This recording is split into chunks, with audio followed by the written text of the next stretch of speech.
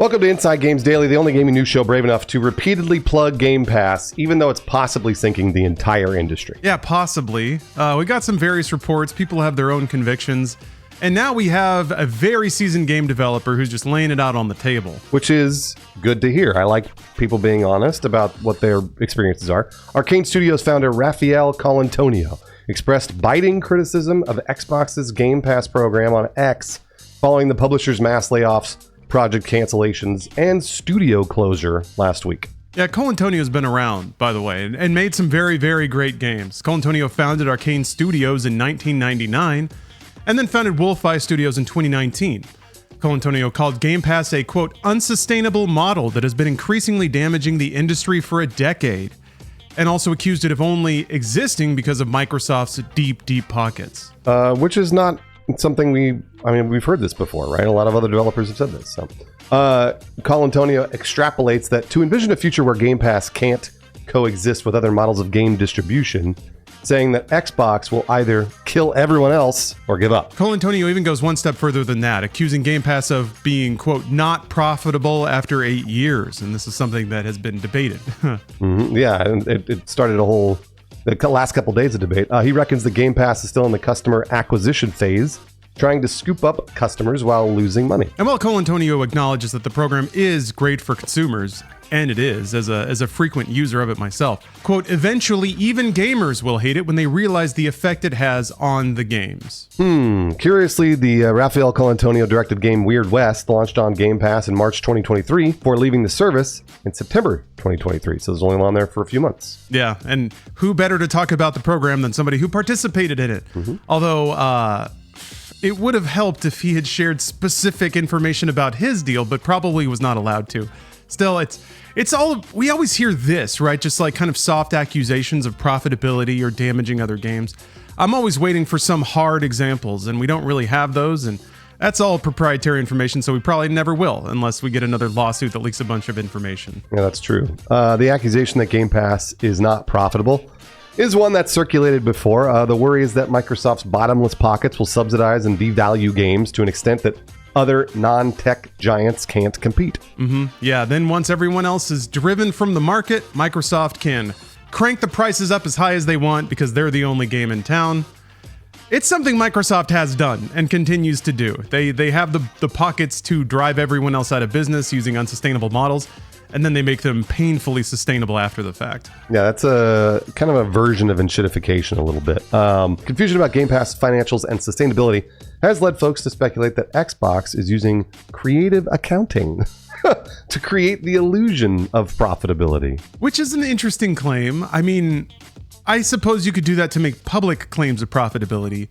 But if you try to cook the books for Microsoft, I don't think you're going to keep your job very long. But anyway, regardless, luckily we finally had somebody with the inroads to dive in there and actually, find some real information.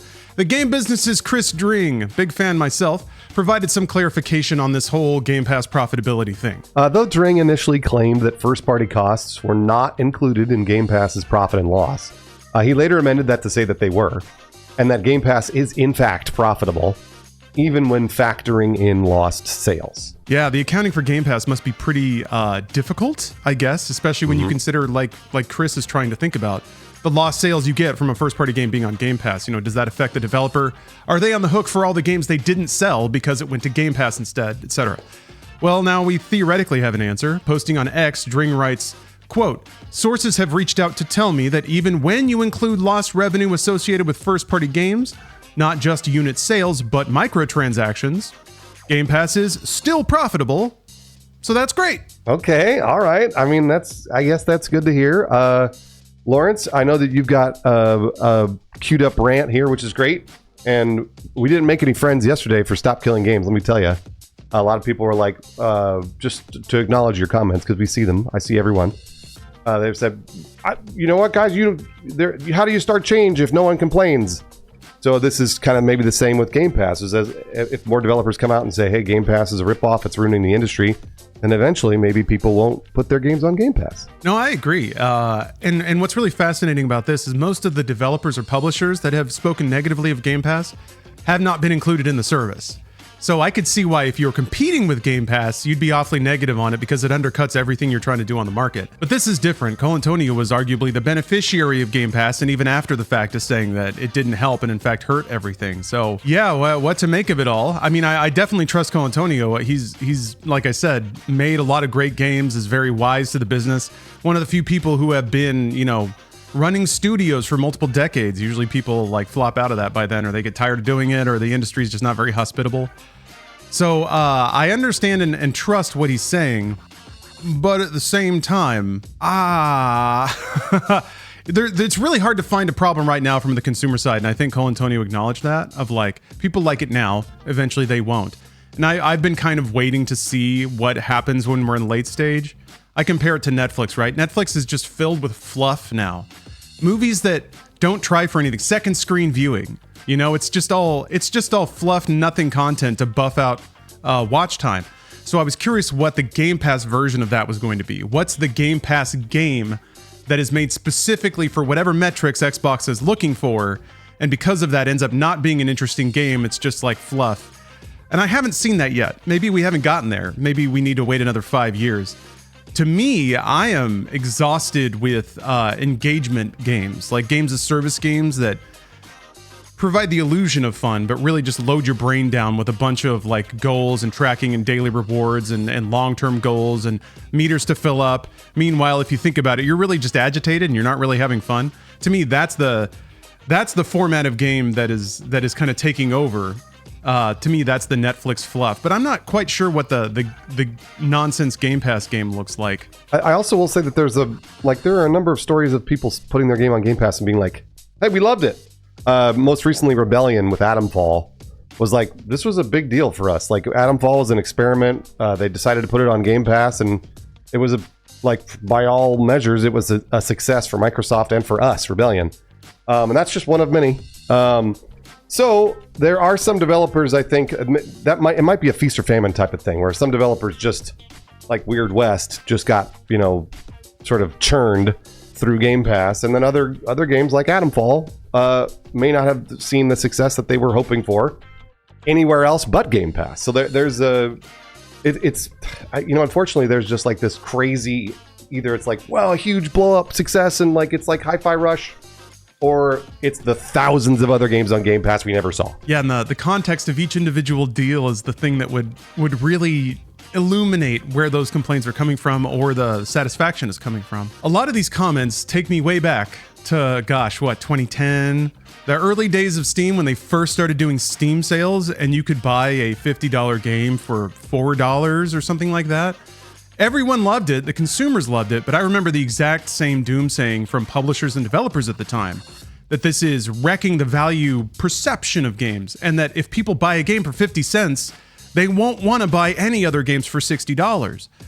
And that ended up not being true. It's logical to think that, but I think what I keep finding, at least what used to be the case, there's actually some reports now that this is not the case anymore, but what used to be the case is even though you could buy a game, on deep discount 6 months after launch, people were still willing to pay full price for launch games. I think similarly, even though a game is on Game Pass, for some reason, people are still willing to buy it at full retail price.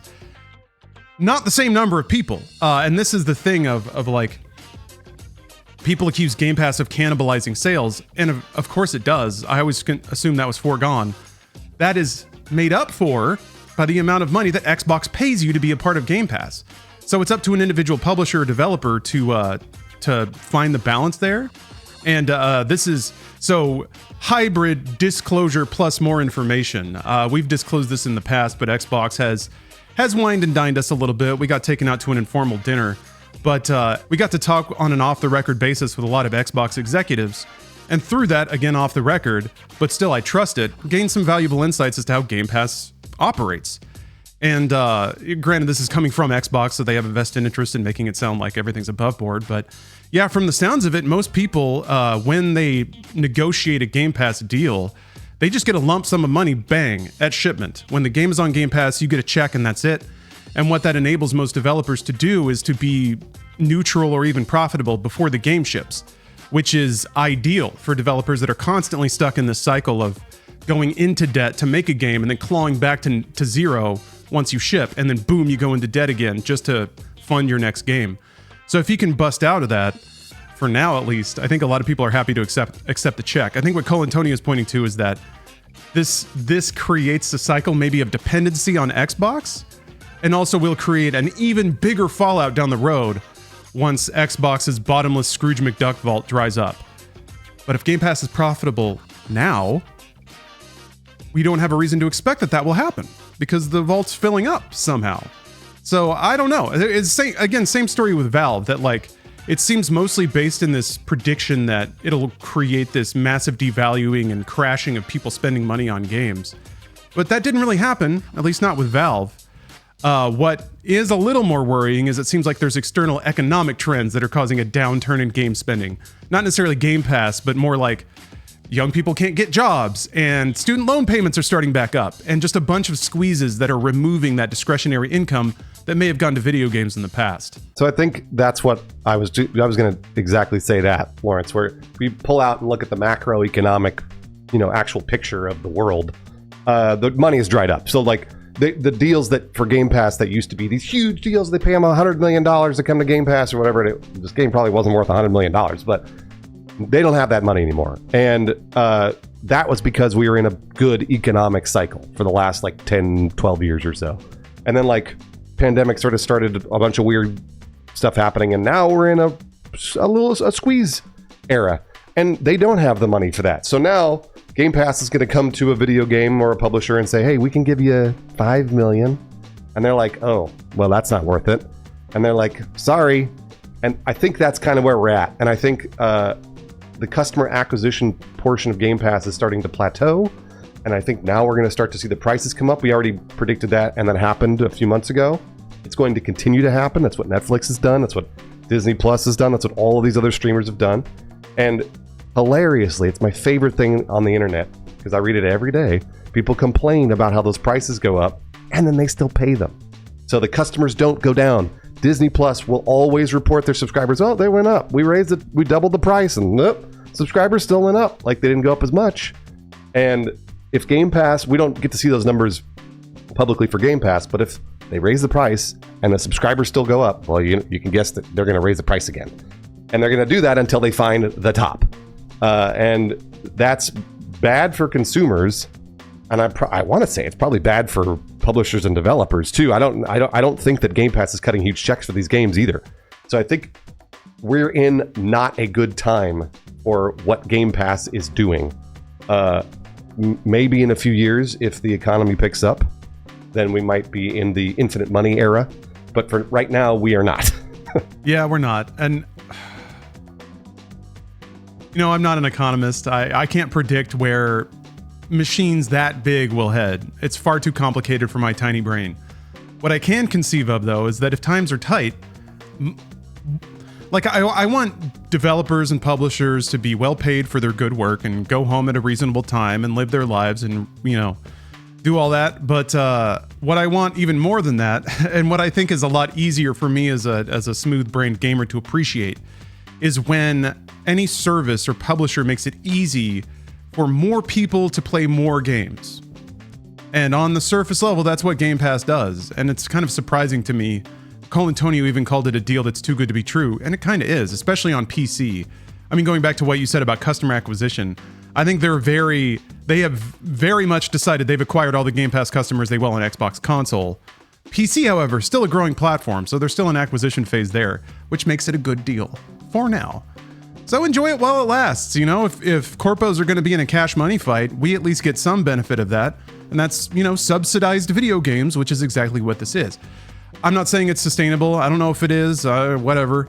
But for now, and at least for the last 4 or 5 years, it's been a dream on PC especially, which is why we have encouraged getting to that platform if you can, especially if money's tight and you like games, because that's where all the deals are. You can get the cheapest games there. There's more competition in terms of digital marketplaces. Steam has to compete with Epic, has to compete with Amazon or whatever, good old games. So they run sales to try to get you in the door. That's how it used to work. If you have a PlayStation, there's one shop and only one, and they get to decide what you pay. So it does require a little bit more savvy, but yeah, you can really save a lot of money and play a lot of amazing games on Game Pass Games like Norco, Jusant, Citizen Sleeper. These are games I may never have tried. But, I was just kind of chilling out. It's 10 p.m. I'm like, I want to pick something light and interesting. Scrolling through the list, find a little game, 1 gigabyte, try it out. You can play a different game every night with this and spend $12 a month. That's a pretty great deal. So, yeah, just purely in terms of the effect on the game player, I think it's been a total net positive so far.